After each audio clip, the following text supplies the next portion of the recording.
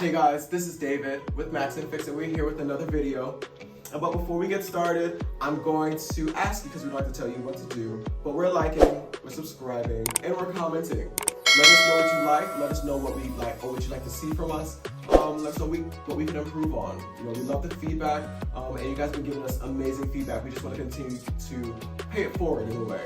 You know, giving us the compliments, you've given us the critiques. We want to be able to go ahead and turn that around and implement them. So we want to thank you guys in advance, all right?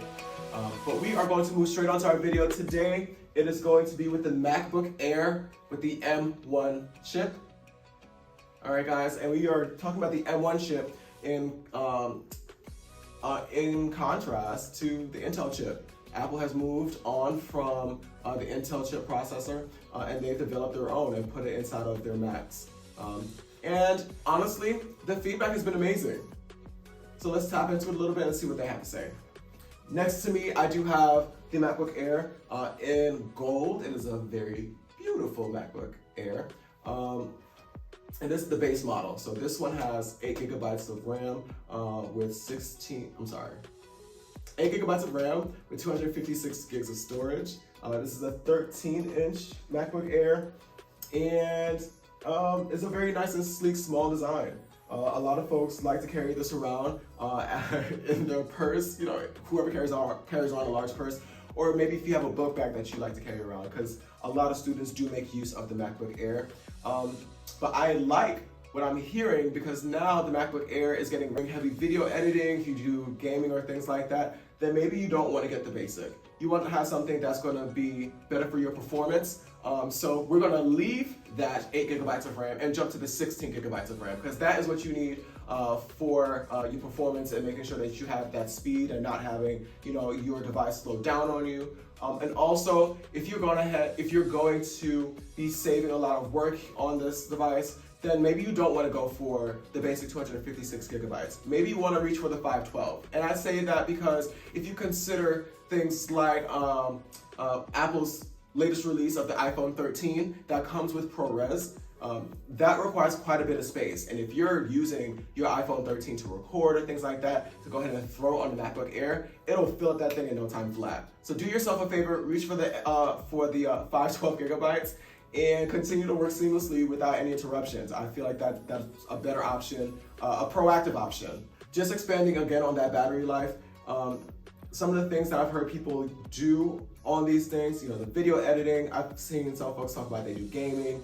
you know, work with emails, you know, video calls, and still have music playing in the background.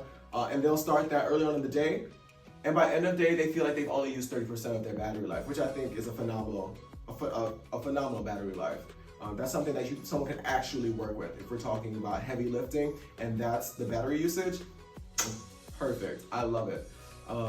The battery life on these things typically run about 18 hours with continuous video playback, which I feel like is a decent runtime. And it does come with a 30-watt USB-C power adapter.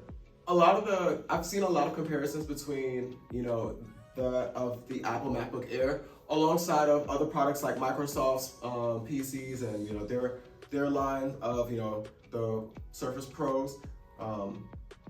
And one thing that I did hear that I feel like I should mention is the power output when connected to the power. You know, with the Microsofts or the Windows, with the Microsoft Surface Pros or other products in that line, I've heard feedback and criticism about the decreased power output once it's disconnected from the power. That's when they experience, you know, some type of, you know, lag or slow moving performances.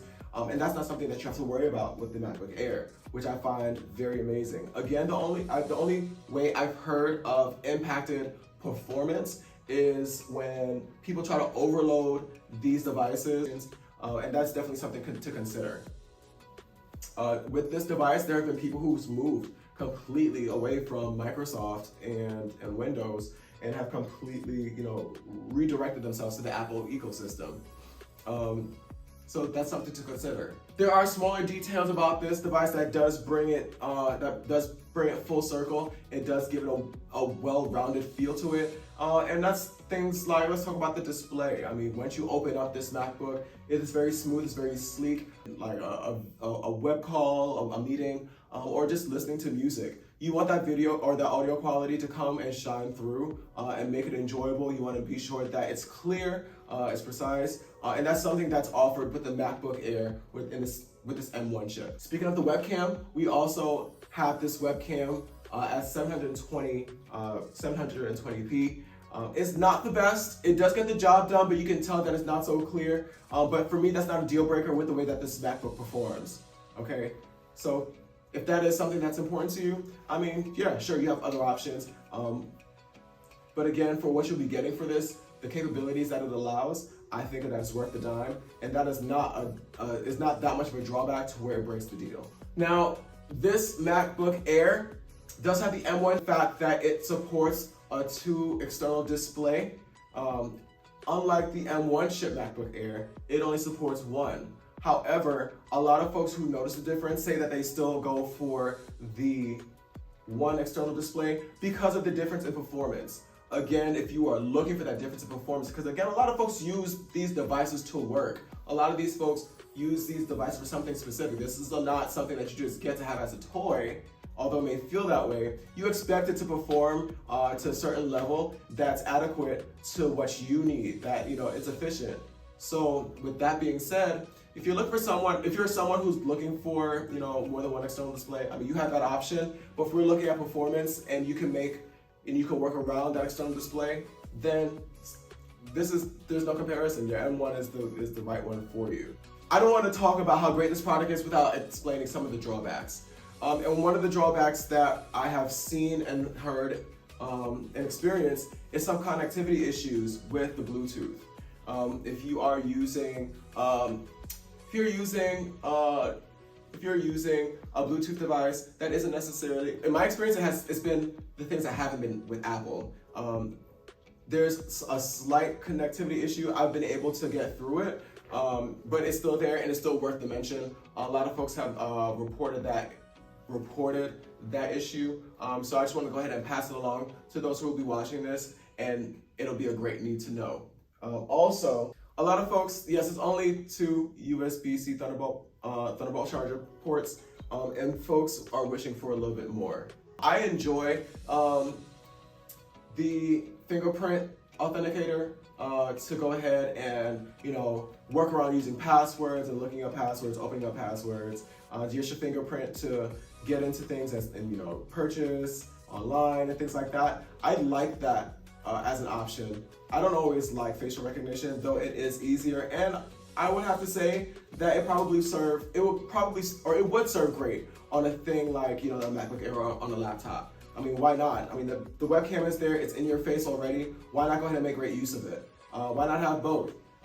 So for someone who's, you know, grabbing at straws, I mean, I guess that's your straw to grab. Go ahead and ask for facial recognition, though you have the fingerprint. I'm sorry. So yeah, guys, again, we're talking about the M1. We're talking about the M1 chip MacBook Air. Again, we have compared it to its predecessor that holds the Intel chip. We have increased performance. We have increased efficiency and speed, and it also caters to a larger audience now, which I think will do very well for Apple. It also do very well for those who are looking for something with a cuter price point. I mean, the MacBook Airs can be more expensive than, the MacBook Pros can be more expensive than the MacBook Airs. But now you can have the MacBook Air and still do some of the heavy lifting that we talked about, video editing. I still say video or gaming should be reserved for things like, you know, your Windows PC your Windows and PC, which Microsoft offers some amazing options for those. For, you know, if you were looking for gaming, that's something that you might want to look into there. But for everything else, I think that Apple has done amazing for themselves in putting the M1 chip into this MacBook Air and increasing that audience for who they serve. I say look into it, tap into it, tell me what you think. My name is David. Again, I'm here at Max and Fix. Don't forget to like, comment, and subscribe. Let us know how you feel about what we talked about. Let us know what you'd like to see in the future. ring our bell so you know when our next video drops. And I want to say thank you guys again for always supporting, always commenting, and continuing to subscribe. Y'all are amazing, and I am going to head out. See you later.